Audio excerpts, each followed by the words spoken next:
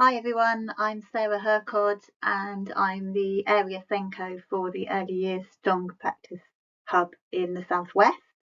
I'm also an outdoor specialist teacher and a qualified teacher of deaf children and young people, and I'm delivering this recorded training on education recovery for you. So if you don't already know, the Early Years Southwest Stronger Practice Hub is one of 18 hubs working with the Education Endowment Foundation to share evidence-based approaches, and we're working with the Department for Education to strengthen practice across the early years sector. This bit of training focuses on education recovery and focuses also on you, the most valuable resource in the room in any early years setting. So as a hub, we have lots of support on offer for you. We can visit you, we can set up networks. In fact, we've got a few established already that you might want to be involved in. And we can also offer training events like this. So if you scan the QR code that's on this slide and find us, we're one of 2 Southwest hubs. So the Bristol and Beyond hub is covering all of that area, over the Tamar, much further than where I'm based in Cornwall, a long way away. And we are covering Isles of Scilly, Cornwall, Bournemouth, Christchurch, Poole, Torbay, Devon and Plymouth. I hope I've remembered everybody. Please let me know if I've forgotten you. Our events are listed on the website, which again you can access with this QR code. You just need to go to the menu, select from the menu and sign up for our distribution list as well to be kept in contact with us and all the things that we are coming up with on a daily basis to support you. Failing that, get in touch with us and we can put you in contact with the relevant person or event. So that's us. I just want to apologise that this is a recorded training and not face-to-face. We're finding that to keep up with demand, with the needs that are out there, we're having to record some sessions so that you can access them at a time that's suitable for you, rather than you having to join us when we set times. And we try to be as accessible as we can, so morning, afternoon, evening, weekend training. But we're a small team, so in order to meet all of the needs that are out there, some of our training is now going to be offered as recorded sessions. But please do give us feedback on that and let us know how that's working for you, if it's working and if it's not. It'd be really good to hear from you about that. So the aims of this training today are listed here. So have a quick read of those.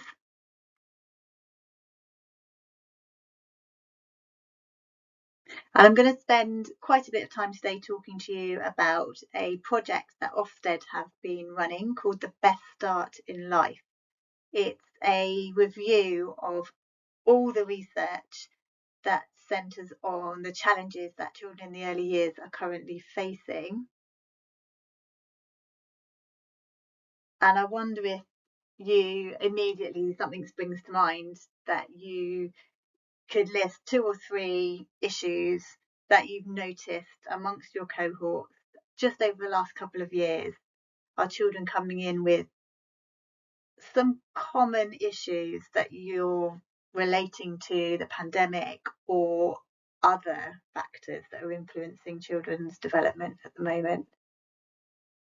Just jot a couple of things down that come to mind. Or if you can't identify the common factors, just jot down a couple of children that come to mind who are a bit of a concern for you right now.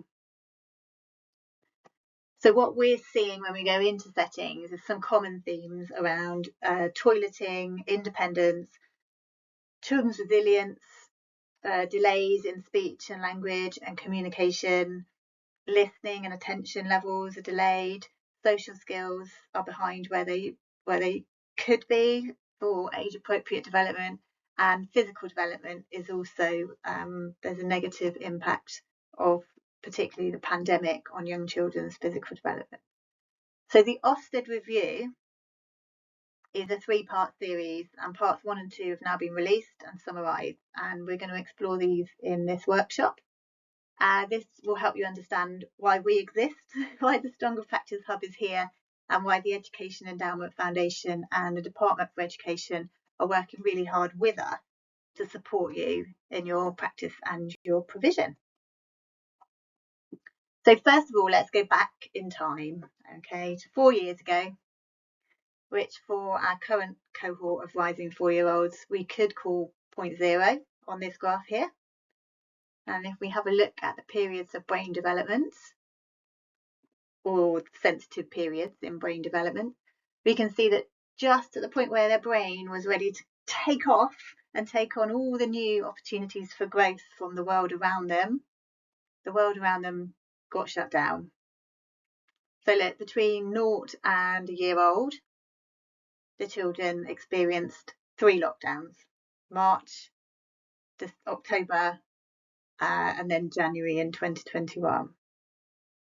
And again, between 0 and about a year old, they would have experienced many of the restrictions that are listed on the right hand side of your screen. So have a look at everything on the graph, from vision to symbolic awareness, between the age of 0 and a year. Those things were sort of getting ready to peak with all the wonderful opportunities out there in the world, but the world just wasn't available for our little children to take on those opportunities. So the impact of that, you might already have listed when I asked that first question. We know that there's been an increase in behavioural and hyperactivity issues amongst our youngest children. We know that during each lockdown, there was an increase in internet use and screen use in households, and that in itself isn't wrong or an issue. But as you'll see in some of our other training, it needs to be carefully managed, and because some of the other balancing experiences, like being outside and meeting people, weren't there to complement these children are having some issues now. We know there's been an increase in anxiety amongst our youngest children, and we also know that there's been an increase in mental health disorders in under 10-year-olds. So we also know that alongside this, there was a huge decline in services available for children and their families. So, for example, the British Medical Journal reports that in the child protection system, medical assessments just weren't happening. There was a decrease in those. So you imagine things from that, things just weren't being picked up on time to be able to support children to make the relevant steps in their development. So Ofsted's research, they have reviewed the research. So when I talk about Ofsted's research, their research is scanning the research and finding the evidence base from that. So finding the common threads, and that's what I'm presenting it to you today. So their education recovery review of the research that's out there is now available to us. Just have a quick read. So they found that many babies have struggled to respond or understand facial expressions, that there's lots of children with speech and language delays, social experiences have been impacted, children's independent skills and physical development all impacted as a result of the circumstances that they were born into over the last 4 years.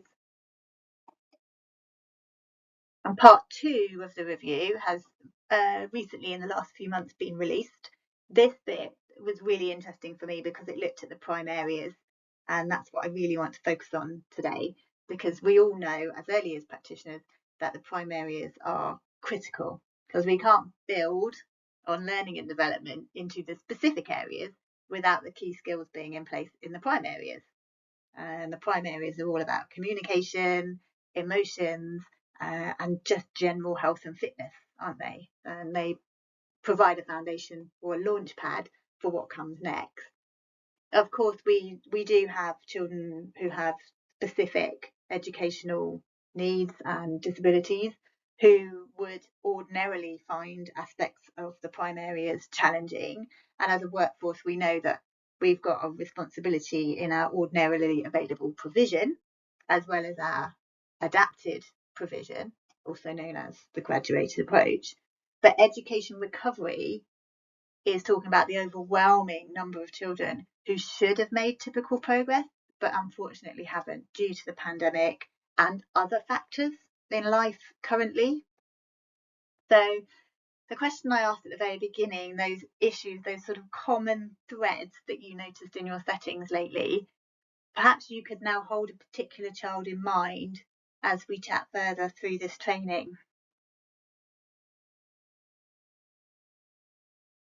And I thought it might be helpful to use the 3 eyes as our kind of glasses that we're going to use to look through some of these evidence-based approaches, because it's always good to think about our intentions, how we're going to implement those, and the impact that we are planning to have as we try and get children to meet age-related expectations or meet their next steps if they've been identified as having a specific educational need.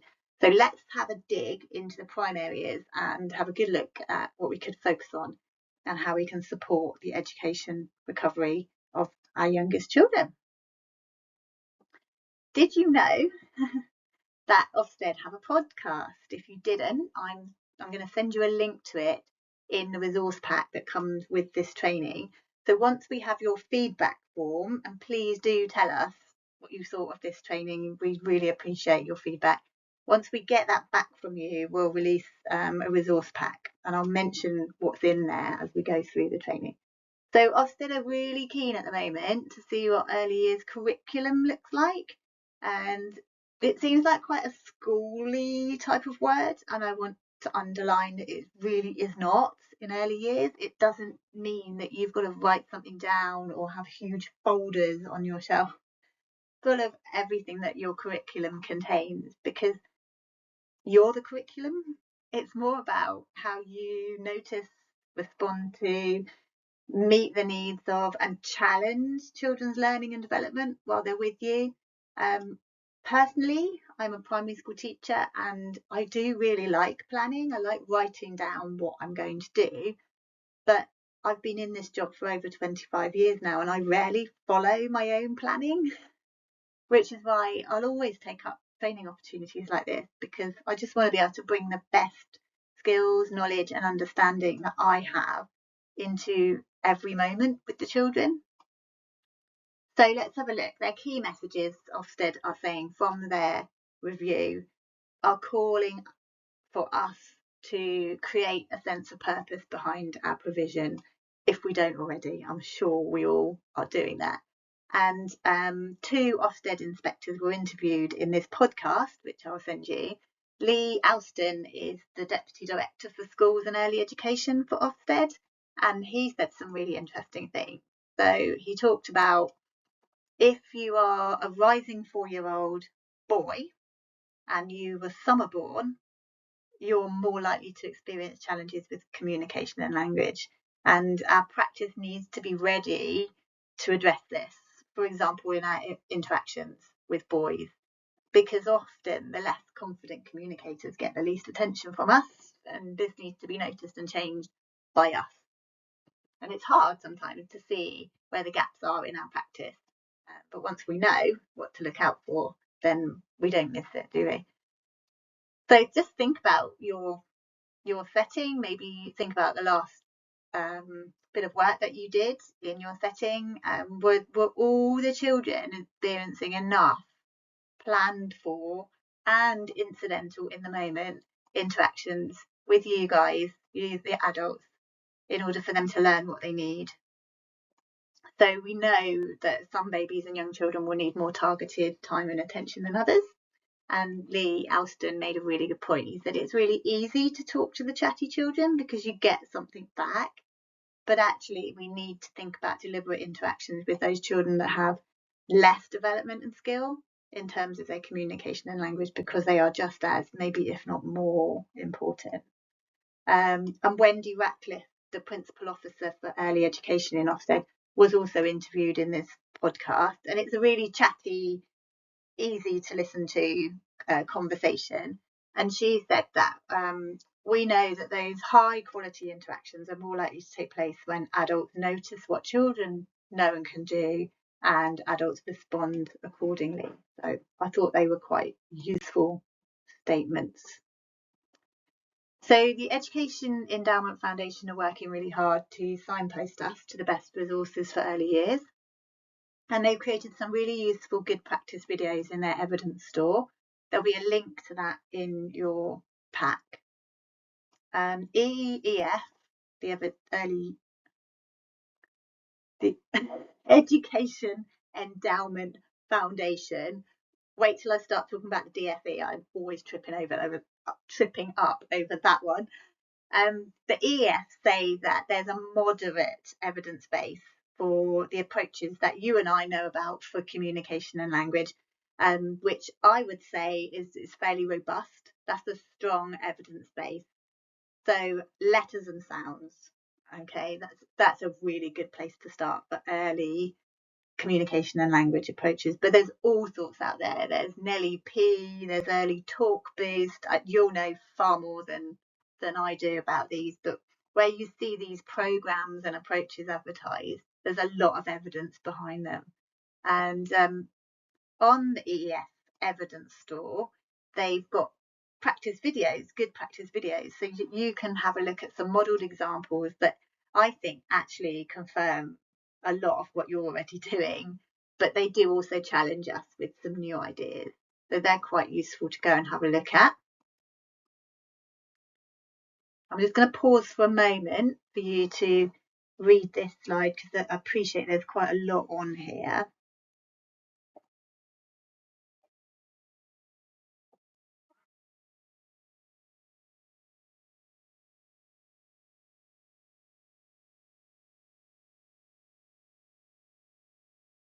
So we will send these slides out as well with the pack so that you can catch up on some of this if you're not a speedy reader. And often if you are a speedy reader, if you're anything like me, you tend to miss the details. So what this is basically saying about the implementation of approaches and programs and strategies around communication and language is actually really clear. So we've got to match what the children need to what we're providing. I mean, that's not rocket science, is it? But making the distinction between whether children need us to build their vocabulary or whether they need us to build their friendship skills is a really good example. And although we're not yet teaching reading and writing explicitly, because we are preschool, we still want to give children the sort of foundation towards this, don't we? I've got listening activities and listening environments workshop coming up soon, so look out for that one on our website and our distribution list. What the EEF is also saying is that combining strategies is good.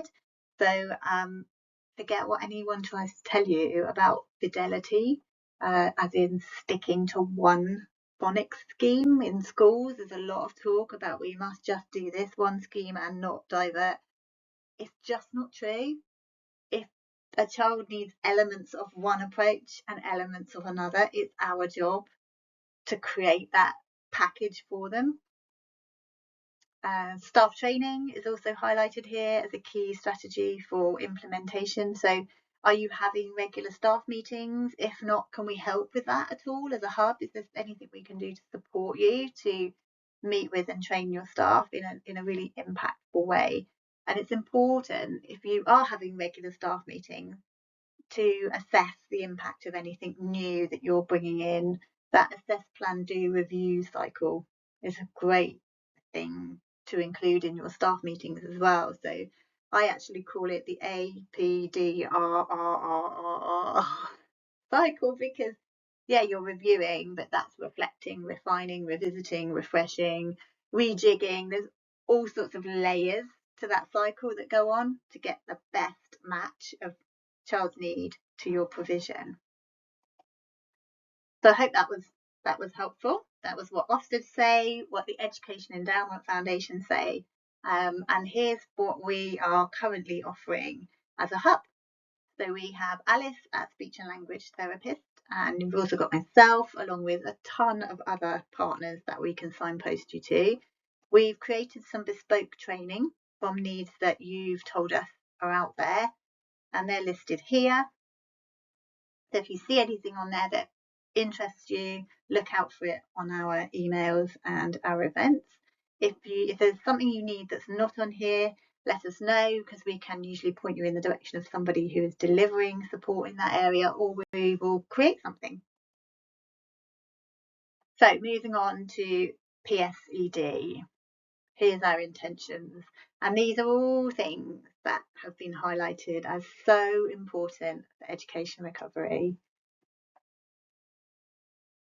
You probably have a ton of stories that you reach for, that you share with the children, that talk about emotions.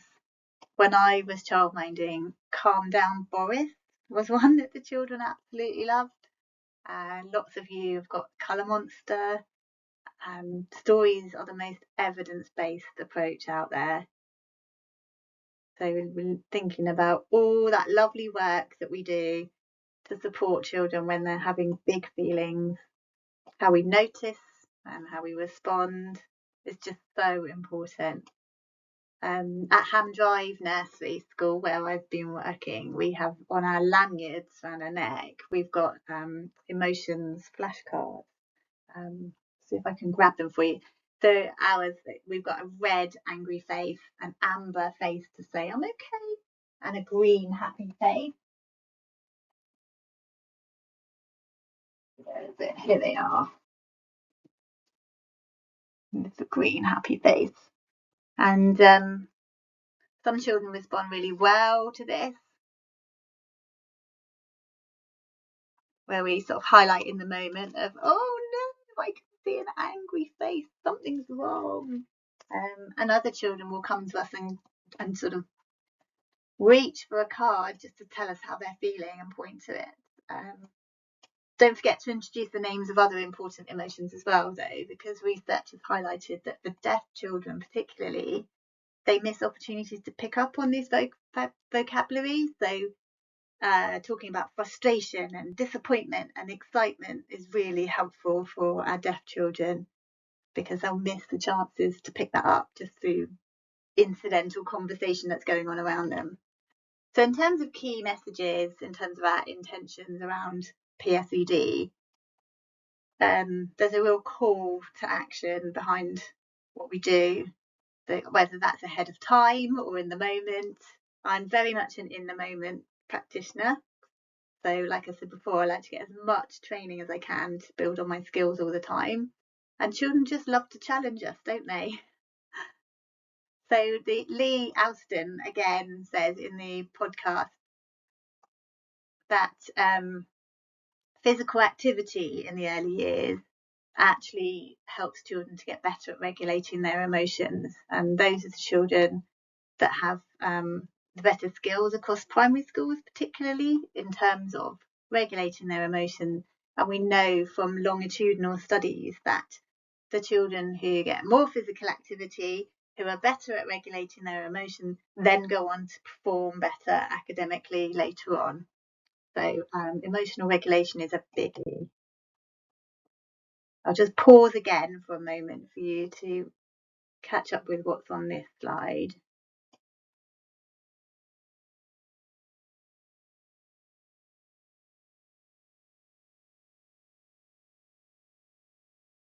So in terms of implementation, I've already discussed just some strategies that I've used, and I'm sure that you've got many more successful strategies that you're using already. But what's key from what the EEF are saying here is assessment. So have you got materials for assessing children's ability to self-regulate and regulate their emotions? The developmental journal is a really good place to start, and we've got a short version. It's quite a long document in itself, but someone created a short version which our head teacher Steve Martin has thankfully made available to us as a hub to pass on to you. So if you haven't got that, that's included in the pack. Look out for that one. So that means you can you can highlight the areas where children are experiencing difficulties in terms of PSED. And then once you've assessed them, there are other materials also in the pack that's coming out to you that will help you to set some targets and some interventions. And if you need any support at all with IEPs and managing young children's behaviour while they learn to manage their emotions, just let us know and we'll do what we can to help you. So further on down this list of implementations, it also talks about setting aside time for training staff before putting any new strategies in place, and that's what you're doing right now here. We've certainly seen the impact of CPD, continuous professional development in the early years, around the trauma-informed practice training. Some of you might have already been on that. It's one of those bits of training that people go back to settings and practice just transforms. So we've really seen the benefits of that one. So the EES are looking right now at self-regulation, PSED, and where that fits in terms of executive function. And that's coming soon. I'm quite excited to see this. I feel that this is where they should have started, really, with their evidence base, because this is possibly the biggest need in early years right now. So just take a moment and think about what you're already doing that's having an impact. Because it'd be quite a good little game to play to see if your approaches that you're doing at the moment get identified by the EEF as having moderate, or I'd rather say robust, impact once they've done their reviews. And often I found in early years that research usually underpins what we already know and do. And if you're an intuitive practitioner, what you know is already tied into the evidence base, because as Greg Botterill, the Drawing Club Story Dough chap, points out, you are the evidence base. You know, we're all standing on the shoulders of the giants that have gone before. You know, we're all building our practice on these people that we really look up to in early years and learn from. So we are kind of the evidence base. Although looking at what's on the EEF website and what Ofsted are saying and what the DFE point us towards can also help us to bust some of the myths and mixed messages as well that tend to come out and cause a bit of confusion. So it's really helpful to keep up to date, isn't it, for both of those reasons.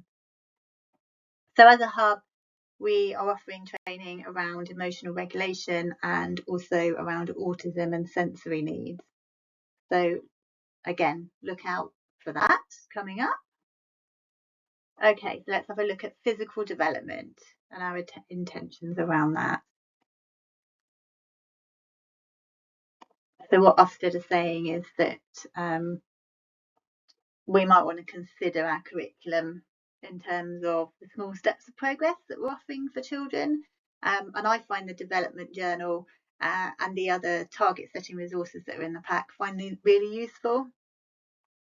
And they also mention here that teaching children fundamental movement skills, which are listed in development matters for you, and they include rolling and jumping and climbing and all of those basic skills that then lead on to children being able to do more complex things with their bodies.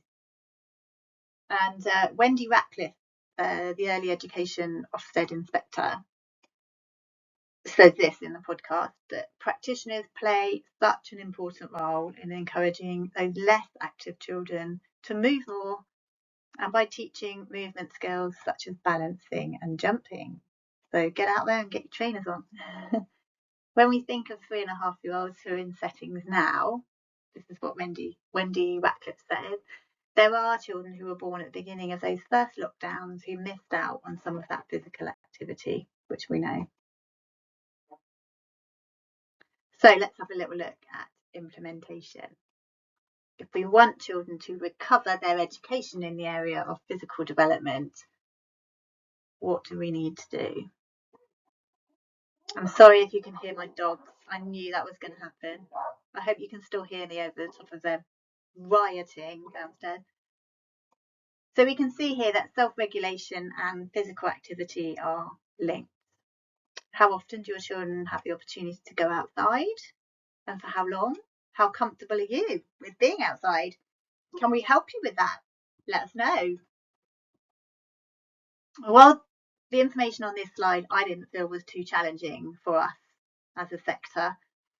I would imagine that for most of us, we know that outdoor physical play opportunities are quite often missed, just because of some misconceptions about risk and weather and resources. And I certainly would like to see young children having more opportunity to spend longer outside, and to see the evidence base. I've challenged the EEF on this to make sure their evidence base includes what we already know, that it's so good for all of us to be outside, and actually many children prefer it. If you look at their all about me information that comes in at the start of their time with us, and what parents say, and often when I look at EHCPs, the outdoors is always listed for most of these children as somewhere where they feel happiest. So we need to be spending more time out there. So around this area, we've got hub training and support available for you. I'm developing some training around physical play and positive risk, just busting some of those myths about the risks outdoors. We can also do site visits. I can come out and have a little look at your outdoor area and see if there's anything that I can help with. And I'm also running just a small nature's playground project. We've got some limited spaces available on that. But that's a really bespoke bit of coaching and mentoring to build your outdoor practice. So if you're really keen on being outdoors with children and you'd like a little bit of a nudge and someone holding your hand, then let me know. I'd love to help you. So finally, just before we close, I want to reflect on the impacts of what we've been discussing today. So education recovery is all about happy, healthy children learning and developing in your settings and reaching those milestones, those age appropriate milestones of development that sadly so many of our children have missed due to circumstances beyond their control. But also, to get happy, healthy children learning and developing, we need happy, healthy staff. So how are you? As the most important resource in the room, in your setting, how are you looking after your own prime areas? Are you talking with your friends? Are you socializing?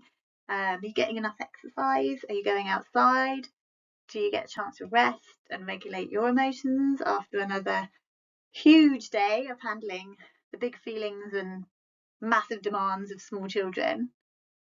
I just wanted to mention the PACEs, the protective and compensatory experiences that came through on some trauma training that I did during the pandemic.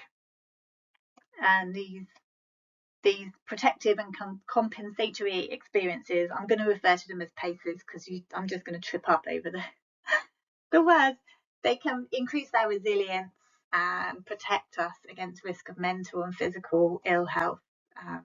And we know that adults who had many PACEs in childhood now have fewer problems with their own health and well-being, even with a history of adverse childhood experiences. So if you think of the pandemic as being an adverse experience for all of us, not just the children, like a storm on the sea, with each new lockdown creating a huge wave of impact, we're now living with calm waters, but the ripples of the event are still all around us, and the wreckage of it is still there. So I just wanted to finish this bit of training with a huge thank you to you guys for sticking with the early years, because it's not been easy.